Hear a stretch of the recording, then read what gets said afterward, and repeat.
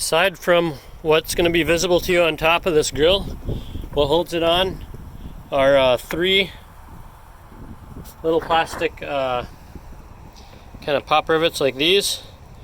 You're going to use a screwdriver or some kind of tool to get under that top head, pop it out like this, and you can pull this top piece out all together if you want, or you can leave it like this, and that allows the bottom to be compressed. You can pull it out. How you're going to get that headlight out is first you got to take off the bumper, and then you got 4 10mm bolts, one here, 2 under there. See them right there? They hold this bracket on. The bracket holds your bumper on, and then you got another one up here. Then your light can come out. Then you're going to take this thing off, and then you can unbolt these 2 sets of bolts to take your condenser out. Hi there, just wanted to give some quick tips on doing AC air conditioning work on a 2004 Honda Odyssey. I'm going to try to cover a lot here, and I hope I don't miss anything, and I'm also going to try to go quickly here. But basically, your air conditioning compressor is this guy right up here. There's a belt that's on it, not right now anymore of course, but that belt needs to come off to take this off. When you compress this this pulley tensioner here, by turning this counterclockwise, you're going to need to use some leverage, and this is what I did with just 2 wrenches. You don't want to strip anything here, and that gets you enough leverage. You know, when you pull down on this direction, you'll actually be able to compress that fully for taking it off and putting it back on. And to do that, you're going to put something on here, and you're just going to turn it as though you're going to unscrew it, and it's going to compress this guy right here, and then you can remove that belt. Anyway, before we get too much into that, I heard a screeching on this car, and then it lost the AC, and I assumed it was the compressor. This car's got like 180,000 miles on it. So I bought a used compressor off of eBay. Turned out that once I got this compressor off, I noticed that this compressor had a good vacuum and good compression when I turned it over, and the used compressor looked like shit, to be totally honest. The ports on it were just totally corroded. It was just a piece of junk. Anyways, what I did is I took the lines off of this compressor, both lines, and I closed one up. I used a piece of silicone. I bought this on McMaster car, but you could use some other kind of gasket material. I used this in a clamp, and I clamped it over the port from one of these tubes. And then with the other tube, I blew some compressed air in. This is what I did, but there's a lot of ways you can get compressed air into your system. I just used some silicone tape I bought from Harbor Freight, which is pretty cheap and nice to have around, although it cracks, so you can't really count on it, in all honesty. Anyways, I pressurized the system, and I found out it was my condenser unit, this guy here, that was leaking. There was a pin-sized hole in it. One of these, a stick had poked through there, and so I bought a new one, and I installed that. So anyways, I'll just go over some of the tips here. The easiest way to get the compressor out is to take your wheel off, and then, like I said, you're going to end up removing that belt. You're also going to disconnect this thing here. This is some kind of front suspension support or frame support. I just left this on here. Don't worry, it's not going to fall on you, but just make sure you know that you're using jack stands. Usually I have a jack and 2 jack stands just to be sure. You don't ever want anything to fall on you. Anyways, this swings out of the way, and you're going to take the 4 bolts that hold the AC unit on the vehicle. You're going to take the 4 bolts off. You're going to take the 2 hoses off, and you're going to disconnect the clutch power wire, which is somewhere up here. It's this guy here. It's really not too hard to get at. You can see the other 2 of the bolts on the bottom. There's a matching set on top. You're going to take all those bolts out. That compressor will fit right through this gap right here, in between the round bar and this front frame here. So that compressor will come right out of there. When you put the compressor back in, I found it easiest to put it in with the pulley going in first. So I put it in pulley end first, and then I swung the back end up around. So it kind of went in, and then it turned counterclockwise so that the pulley faces in its direction of operation that you see it in now. After I installed all this stuff, I didn't bolt it all together before I tested the system. I replaced the O-rings on these parts, so you're going to want to get some kind of O-ring kit. You can get them for like $5 on eBay or Rock Auto. It comes with these green, I think, Viton rings or something like that. Anyways, make sure you replace all those. Make sure everything's clean, no debris in your system. I used a little bit of brake lubricant because it's silicone-based grease. So use a silicone-based grease on your O-rings. Any port where you're doing the O-ring work, I use that grease. Grease it up before the O-ring goes in, grease it up after, so everything slides back together nicely, and it'll help seal it, and it'll help condition those O-rings. You could go get some more other advice on that if you have doubts about it, but that's what I did. To get this condenser out, this thing does have to come off. Also, as you can see here, I had to take my bumper off. I had to take the bumper off so I could get the light out. The light has to come out to get this condenser out. So if you replace the condenser, that's what needs to come out. Sometimes there's drying desiccant in your system, and that's in this tube right here. So to replace it, it faces downward. You'd end up having to unscrew this guy here, and then that baggie can be pulled out with a needle nose. I honestly wouldn't replace it if you're... I would replace the condenser unit, which comes with a bag of desiccant.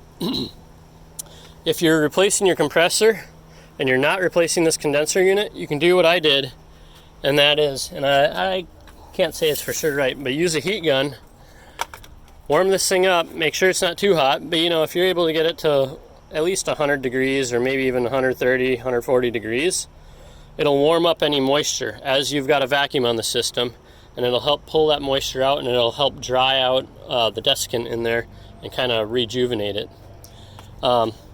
Here's another trick I had. I've got a transmission coolant line on here. I used some zip ties and some washers and then that silicone gasket through both radiators. They've got these special clips. Here's the end of one of them. It's like $10 on eBay, but I didn't have it, and I'm poor, so I had to improvise. One last thing I wanted to mention is when I pulled a vacuum on this system, it seemed to be leaking, and I was extremely disappointed.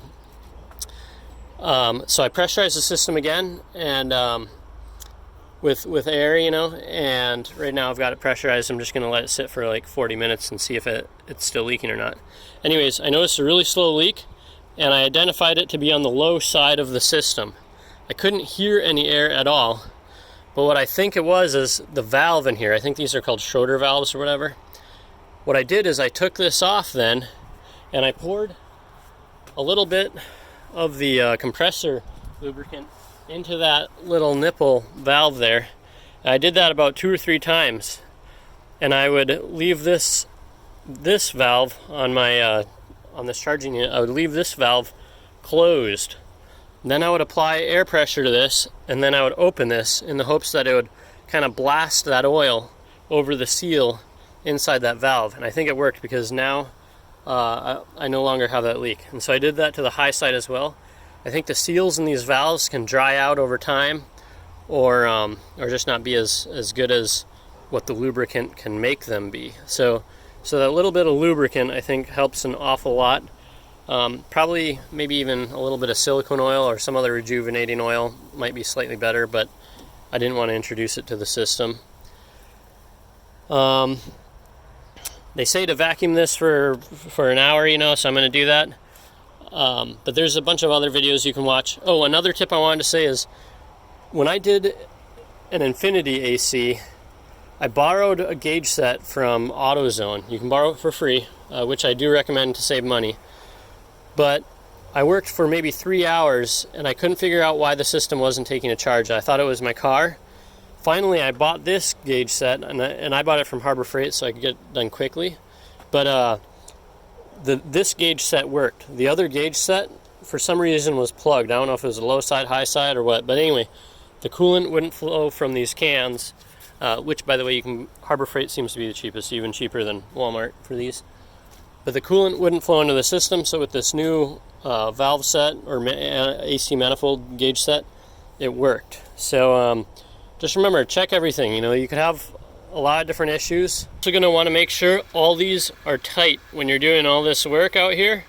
Make sure all your valves, like, you know what you're doing, because you could have a leak and not realize it. Like in my case, some of these were a little bit loose. I just didn't put them on very tight. So I think maybe I had some leaking through some of these. So make sure those are nice and tight, you know, and including on your vacuum pump if you've got that going. That's especially important if you're pressurizing the system. With a vacuum, it'll tend to pull the seals together and be at least somewhat self-sealing. But when you're pressurizing the system, it's going to try to push all those rubber parts apart. And so, you know, you might not have the seal that you think you have. You might think you have a leak in your AC system when it's really just one of your valves or one of these hose fittings that you didn't tighten enough. So make sure you tighten everything, make sure you check everything, and yeah, diagnostics. Be thorough, watch other videos, think about what could possibly be wrong, think about the seals and the dryness of the system. And remember, diagnostics can save you time. You know, if you're assessing it before you just go in there and do a bunch of work, you can verify either that it's working properly and the work is ready, the system's ready to do the work, or you might discover some other problem. And then just, you know, kind of go over your car. By the way, you can also test the clutch on that AC unit by using, by basically crossing the relay switch in here. There's other videos online how to do that, but it's super easy. Just, you know, use a wire or an alligator clip, and you're pulling out that relay, and you're not going to use that relay, and then you can verify if that clutch is working down there. I think that is all I have for you. On this van in particular, this unit had to come out, but it had to be removed. There's about 4 nuts, so that had to go back for this to be able to be removed. And actually, now I'm looking at it, I don't think I actually had to do that. So don't do that at first. Instead, to remove the condenser, you're just going to undo these. As you can see, this Rock Auto unit came with this bracket. This was all one big piece. So to get this condenser out, you can just undo these, take your bumper off one side unless there's something easier, take your headlight off, and then this thing can come out or in. You're going to also end up removing this and that one at the bottom. These two lines are bolted onto the condenser right there. And I think that's about all I have for you. Actually, there's another thing I wanted to mention. There's a spray that you can spray on plastics, and I think it's called 401. I'm going to pause this video and we'll mention that spray. Okay, so this is that Protectant I was talking about, 303 Protectant. It's basically Armor All. You know, it's some kind of elastomer for plastics. It really helps rejuvenate them. It's kind of like the stuff people put on tires to get the wet. Do not forget to put oil in your AC compressor if you've taken it out. Your AC compressor is pretty much your lowest point in the system, probably for a reason, at least in this vehicle, and that's probably to keep the oil in the compressor so that it doesn't burn itself out, and because, you know, to create a vacuum and to create compression, you need really nice seals. So what we're looking at down here is actually, you can see one of the valves, or not one of the valves, one of the hoses connecting to the AC compressor down there. How I got the oil in there is I didn't put the oil in before I mounted that compressor up.